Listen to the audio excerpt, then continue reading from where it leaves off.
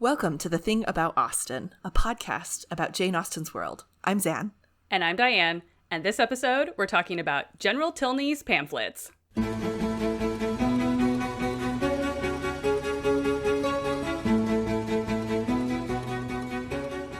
We are talking Northanger Abbey. Catherine is visiting the titular Northanger Abbey. She has started to suspect that General Tilney is a Gothic villain, spinning this whole fantasy that he has either imprisoned or killed his wife, like no big deal. Just a very normal thing to think about your boyfriend's dad. It's fine. It's totally fine. And this scene occurs after Henry Tilney has left the Abbey to take care of things at his home, and it's now just Eleanor and Catherine just having a quiet night at ye olde Abbey. So I'm going to read a little section here. So they're having dinner. It's evening time, and so I'm going to read this section from the book that we're pulling from today. After an evening, the little variety and seeming length of which made her peculiarly sensible of Henry's importance among them, she was heartily glad to be dismissed, though it was a look from the general not designed for her observation, which sent his daughter to the bell. When the butler would have lit his master's candle, however, he was forbidden. The latter was not going to retire. "I have many pamphlets to finish," said he to Catherine, "before I can close my eyes, and perhaps may be poring over the affairs of the nation for hours after you are asleep. Can either of us be more meetly employed? My eyes will be blinding for the good of others, and yours preparing by rest for future mischief." But neither the business alleged nor the magnificent compliment could win Catherine from thinking that some very different object must occasion so serious a delay of proper repose. To be kept up for hours after the family were in bed by stupid pamphlets was not very likely. There must be some deeper cause. And I love that she calls them stupid pamphlets. I love that. She's just like, this is so boring. What are you doing? You're supposed to be my Gothic villain. You pamphlets? What?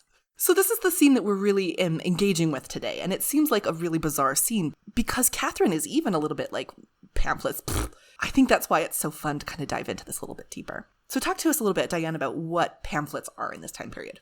So pamphlets were and are unbound and therefore inexpensive booklets, and they were intended for wide circulation. So this was a way to circulate information cheaply and quickly on any topic that a person wanted. It was like the blog I think that's time. An excellent parallel, definitely. You could commission a pamphlet, so anybody could have one, on all sorts of random topics. They could be weird one-offs, like a little bit of satire or cheeky funny stories, or, a bit of erotica, whatever. And I think more famously, really powerful political tools. Yeah, so I wanted to kind of contextualize this a little bit by talking about some famous examples of pamphlets, ones that we have all probably at least heard of. The first one I wanted to mention was Jonathan Swift's Modest Proposal. That one was published in 1729, and in that one, that's the famous one where Swift is actually proposing, like, let's eat papal babies. But he doesn't actually mean it. It's a great satire, and it's a really kind of creepy satire, but it's one of the most famous kind of pamphlets that he has going. He also published the Drapier Letters, which was actually a series of pamphlets and letters where he was critiquing England's proposal to change the currency in Ireland. And he wrote pretty brutally honestly about how he thought that was a crap idea. So much so that a lot of people in the English government were like, who's writing these Drapier Letters? Who's writing these? We've got to kind of throw them in the bin, And Jonathan Swift was so beloved by the people in Ireland for things like this that everybody in Ireland knew who the Drapier was, but nobody told on Jonathan Swift. I think that's kind of cool. No one was going to give him up. But so he was a big proponent of pamphlets. So Jonathan Swift's one of our big examples. Here in the US, we might be a little bit more familiar with Thomas Paine's The Rights of Man, which was published in 1791. Another really powerfully influential one is Mary Wollstonecraft. She wrote A Vindication of the Rights of Woman in 1792. This is kind of like the foundational text of feminism, because this is Wollstonecraft basically saying, you think that women are stupid? Well, it's because you're teaching them to be stupid. That's kind of the premise. The last example I wanted to talk about was Elizabeth Hayrick's pamphlet called Appeal to the Hearts and Consciences of British Women, and that was published in 1828. And Elizabeth Hayrick is actually one of the most prominent female abolitionist campaigners in England, and she organized a mass sugar boycott. So incredible power behind pamphlets in this time period. So in order to best understand this reference to pamphlets in Northanger Abbey, we're going to do a bit of a deep dive into England's political history, but we will try to make it as painless as possible. Starting first with a little bit of publication history on Northanger Abbey. So we have to remember that even though Northanger Abbey was not published until after Austen's death, it was written long before that. So some scholars suppose Austen started writing main parts of the text as early as 1794 and likely finished major writing in 1799. We even see in the advertisement for the novel, which Austen wrote in 1816, she says, quote, "This little work was finished in the year 1803 and intended for immediate publication. Some observation is necessary upon those parts of the work which 13 years have made comparatively obsolete. The public is entreated to bear in mind that 13 have passed since it was finished, many more since it was begun, and that during that period, places, manners, books, and opinions have undergone considerable change." A little bit of a burn at her publisher there. Definitely. This has got a whole backstory of why this wasn't published until now. So this means that we actually have to look at what was happening in the 1790s rather than the early 1800s for the political context. And that is where we're headed next. That's right. So because we know that Austen was writing this kind of as a young woman and in the 1790s particularly, we are going to be kind of looking a little bit here in our historical context at some of the stuff that was happening in the 1780s as well as 90s that are going to contextualize the pamphlets that we're talking about here today. To start out, in 1780, there were actually a series of riots called the Gordon Riots, which was several days of rioting in London that was motivated by anti-Catholic sentiment. And these riots that happened might not have been something that Austen was kind of, as a young woman, particularly aware of, but some critics actually think that she might have actually read some accounts of the Gordon Riots because the depiction that she gives later on in the novel at Beecham Cliff, and Henry Tilney gives a description of riots that's actually really close to what actually happened in the Gordon Riots. So there's a possibility that there's kind of that influence going in on Northanger Abbey as well. So this idea that the Gordon Riots that happened in 1780 are kind of setting off this 20-year period of crazy kind of political upheaval. Then in 1789, we are getting the French Revolution begins. And then there's the subsequent reign of terror well into the 90s, and the king and queen are beheaded in 1793. So there's a lot of political upheaval going on in France. And of course, because France is so close to England, England is a little bit nervous. They're watching what's going on over there with a lot of concern about whether that's going to spill over into England. We can see you just over the channel, and it makes us a little bit uncomfy. A bit nervous. Yes. And so that means that throughout the 1790s, there's always this constant tension of like, is that unrest going to spill over here? How do we prevent that from happening? How are we going to kind of control this? And that sets up the whole decade in which Austen would have been writing Northanger Abbey. So to kind of give some more specific examples, we have in 1794, which is again, where some critics think maybe Austen actually started writing this novel, we start to see some riots again happening in London where government recruiting houses were destroyed. We actually see the suspension of habeas corpus, which means, that you don't have to have a reason to detain someone and put them in jail. Then the next year in 1795, we have the food riots. So there's a grain shortage, high cost of wheat. But of particular notice is in 1795, King George's carriage was actually attacked on his way to open Parliament. So the unrest in England, and London in particular, is very real. And this sparks what becomes known as the Two Acts, this kind of infamous Two Acts that were passed in December of 1795 that really set the tone for the rest of the decade. And this is where we really get into the General Tilney stuff. So in the first of the Two Acts is the Seditious Meetings Act of 1795, which basically says groups of more than 50 can't meet anymore. There's too much potential for sedition. As parallel to that act is the Treason Act of 1795. And I'm going to read a little section of kind of the verbiage from this.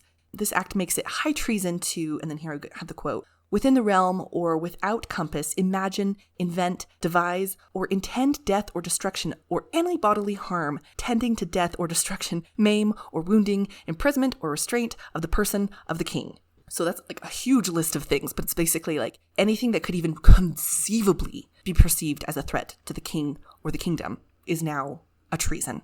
You cannot criticize the monarchy at all. Yeah. So this is basically making it so like anything that could even be slightly perceived this way can be reported to the Home Office, and then it becomes like a big problem for you. Like you could be, and the penalties for this could be up to, obviously prison time because habeas corpus has been suspended, but it could also result in like 7 years of transportation. They send you to a penal colony like Australia.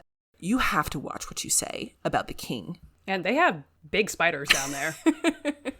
Among one of the many reasons. I love all of our Australian listeners, but I'm just saying, you guys have some really big spiders. Big spiders. Not fun.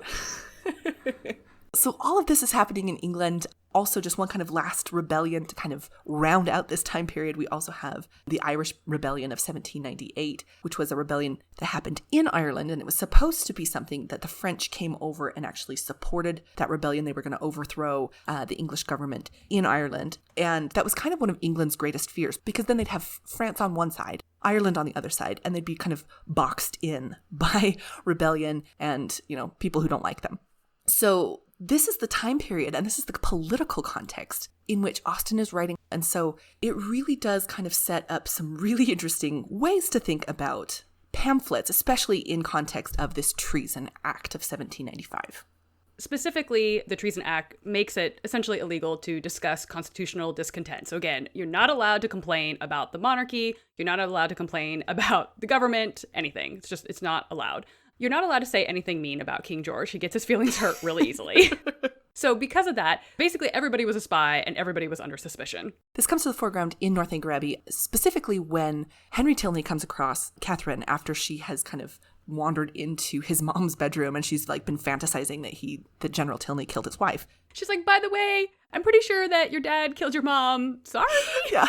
Sorry you caught me having these suspicions. And she's and the fact that she's even willing to say that to him, it's so hard for me to read that passage. Oh my gosh. It is painful because he's just looking at her like, what?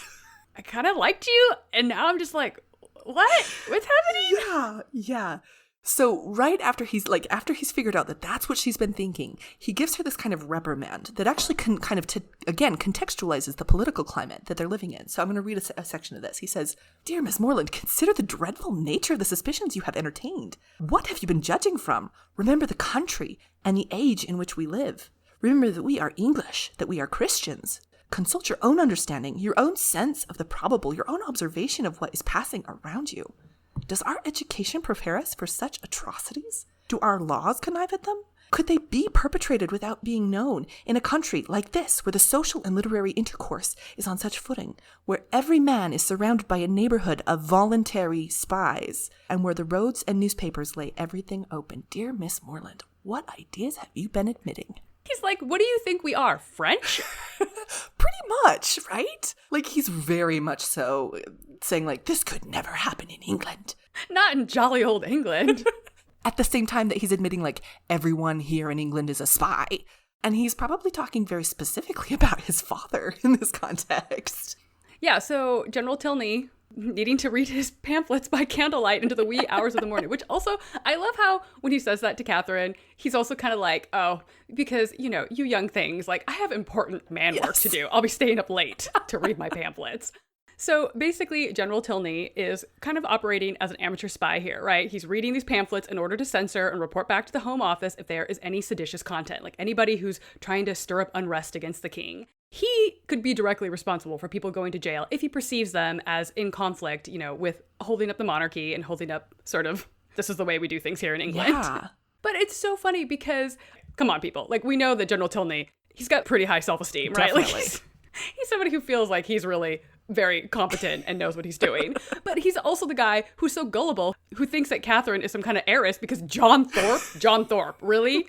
You got your intelligence from John Thorpe? It's so good. He hears John Thorpe talking about how, Catherine's going to be so rich. And so because of that, he's just like, yes, I'm going to get her together with Henry. It's going to be great. So of all the people that you want doing this kind of work, he's also got anger management issues, right? He has no middle ground. He is this grump all the time. And then he's trying to be really charming to Catherine. So he's really creepily schmoozy, right? That's one mode that he's got. And then creepily grumpy. Those are his only two modes. Because he has no ability to maintain any kind of level-headedness. Is that the guy you want responsible for reading seditious content? What's going to take to set this guy off? I feel like this is a bad idea. Him being a wealthy landowner at this time, politically, he is the person who would be interested in this. Oh, yeah. He's not the kind of guy who's going to think that Irish people should have rights. Yeah. That's not in his wheelhouse at all.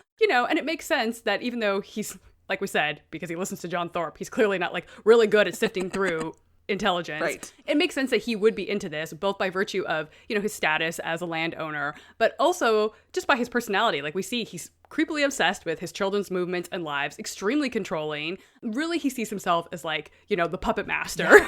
Yeah. But again, it's not like he's some kind of cool international James Bond spy. You know what I mean? He's not like going into other countries and like infiltrating the French or anything. Yeah. He's basically a nosy, tattling on his neighbor kind of spy. He is the annoying neighborhood biddy in a cozy mystery who always knows everyone's business, or at least thinks that he knows everyone's business. Yeah. And he's going to send that report to the Home Office whether he has evidence for that nonsense or not. Yeah, exactly.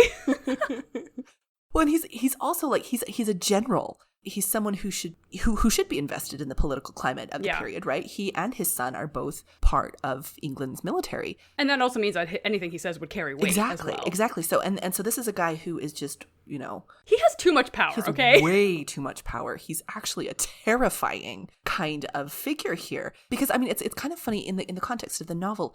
When I read it the first time, and I think that this isn't an uncommon reading, he kind of just comes off as like this like stick villain where he's just kind of a flat character. He's just the bad guy because he's a bad guy kind of thing.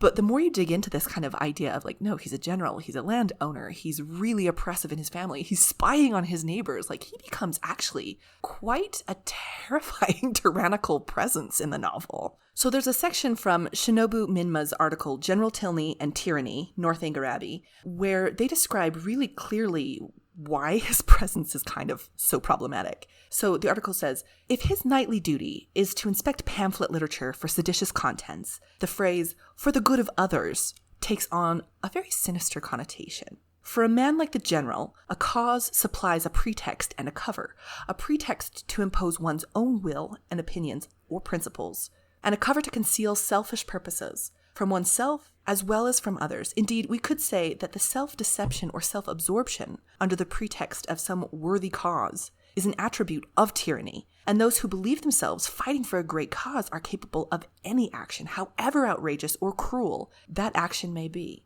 General Tilney's behavior illustrates the mechanism of tyranny. Jane Austen believed that fundamentally the same mechanism was at work in the political world of both France and England in the 1790s.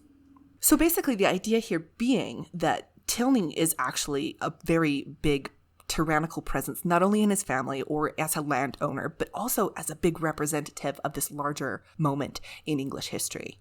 It's just so funny because Northanger Abbey feels like a very light-hearted and satirical work. Right. And it is. And it is. It absolutely is. But at the same time, it's also deeply rooted in this intensely volatile political situation. And you can tell that even though Austen, as a young woman, a very young woman and young author, is picking up on the political tensions and putting them in this text in really unexpected ways. It's satire, and satire is going to have a little bit of bite. Oh, yeah. And sure, I think what most people take away is kind of her making fun of Gothic novels and tropes and sort of being taken away by that. But, which is a completely fair way to read the book. Yeah, but there's a lot of this other stuff going on as well. Again, if you're kind of like peeling back the layers and really thinking about what was going on at the time.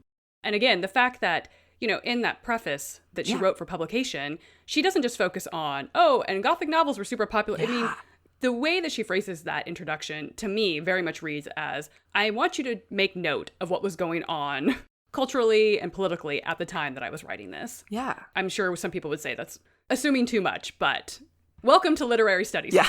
Well, and I think Austen is a very savvy writer, too. So the fact that she's drawing attention to that, she could just as easily have just, not mentioned, hey, I wrote this 13 years ago. But she's very specifically not just throwing shade at her publishers by saying, it took me a while to get this published. But she's specifically saying, the manners, the time, the topics from that period need to be viewed as relevant to my piece. She's now framing it as a piece of historical fiction. So there's this great quote from Robert Hopkins, his article, General Tilney and Affairs of State, The Political Gothic of Northanger Abbey. And he says, quote, General Tilney's duties at night were as an inquisitor, surveying possibly seditious pamphlets either for the Association for the Preservation of Liberty and Property or, after 1793, for the Home Office. Furthermore, General Tilney is a politicized man writ large, a pompous ass whose inquisitorial role engendered fear, distrust, and suspicions is thoroughly contemptible. Mic drop on General Tilney. Robert Hopkins has feelings about General Tilney. And I enjoy them, for one. the way that he describes him in the role of Inquisitor, that's just, you can see General Tilney is the kind of man who would really relish that role. He's like, bring out the thumb screws, he is all about that energy. Yeah, anything that helps him feel like he can assert power. It's just like some real, obviously I know that is set a few decades prior, but some real like Outlander energy going on. It's true. Well, and part of this unrest that's happening in England, the Battle of Culloden happened just, 50 years earlier. So it's not like this isn't on the radar too. Yeah. And part of what we're seeing, like even in this time period, and certainly, by the time that Northanger Abbey was published, was there'd been a lot of frustration over King George III's son, who was known as, the Prince Regent, hence the Regency period, who then becomes King George IV. He was known as like a wastrel, just horrible with money, like spending money left and right when there were people who couldn't afford food.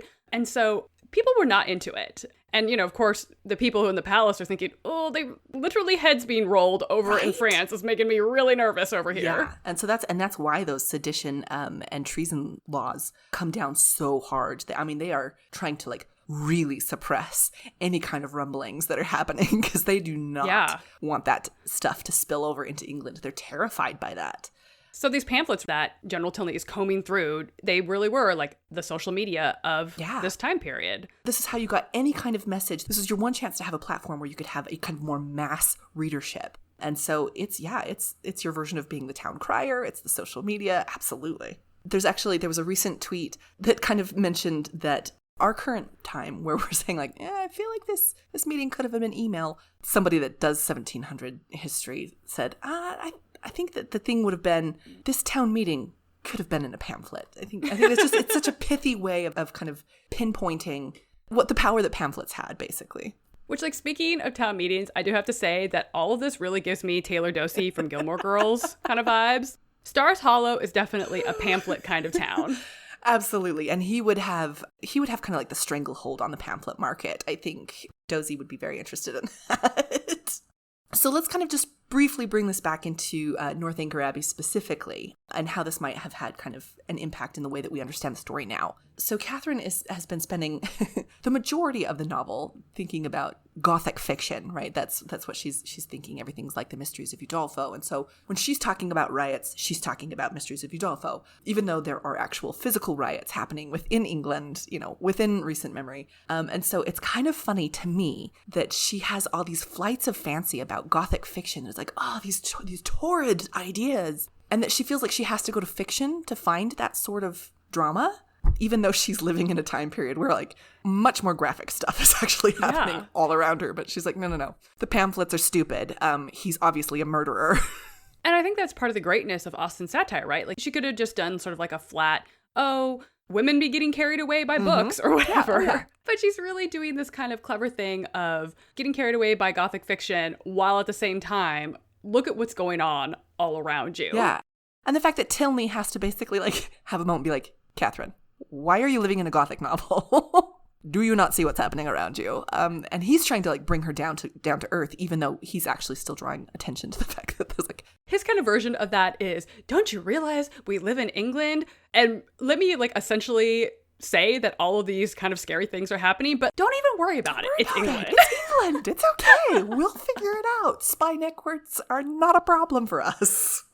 Yeah, so it's a very weird reprimand because he contextualizes it back in English history and context where it's actually quite terrifying. But yeah, it's the kind of thing where you're like, is that supposed to make me feel better? Because I think I'm actually more scared of your dad than I was when I thought that he murdered your mom. Right, when he was just this kind of inept murderer, it was okay, but now he's a terrifying inquisitor. I thought he was a mustache-twirling villain, but now I realize that he's getting people sent away to live with the scary spiders. Yeah, I don't know that that's comforting. And I love how, like, the next scene when Catherine and Tilney are together, they're like, no big deal, everything's fine. They just pretend that whole awkward encounter didn't happen. So where else, Diane, do we see these things, where else do we see pamphlets occurring in either Austen's works or in other adaptations that we're kind of maybe culturally familiar with? Well, I don't know, Zan, if you've heard of this little thing called Bridgerton. It was kind of a sensation. Tell me some more about this Bridgerton you speak of. So if you've seen the show Bridgerton, Lady Whistledown and her scandal sheet, which is, essentially a pamphlet, obviously plays a large role in that show and also in the books, if you have read the books as well. Yeah, it's actually a really massive plot device. Yeah. I mean, people are making decisions and choices based off of things that they read in the Lady Whistledown papers. Yeah, and Lady Whistledown, those papers are actually based on real scandal sheets. Those things really did exist in England. So it's not actually a very unrealistic depiction to think that these pamphlets are being disseminated, people's drama and gossip is being printed about, and then people are reacting to it. That's a very real thing that's happening, and I love how Bridgerton makes that very tangible. So one that I was thinking of, another kind of cultural connection, is actually in the musical Hamilton. And I was listening to that right before we started recording, and I was listening to the track that's called the Reynolds Pamphlet. And that's the one where Hamilton decides to outline the affair that he's had in order to kind of like deflect. He's trying to get out in front of the gossip, basically. Yeah. And yet it's this like,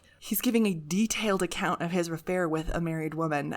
And so it seems like a very ill-advised thing for him to do, but he does it. And so in the musical, that's the one where everybody's like, well, he's never going to be president now.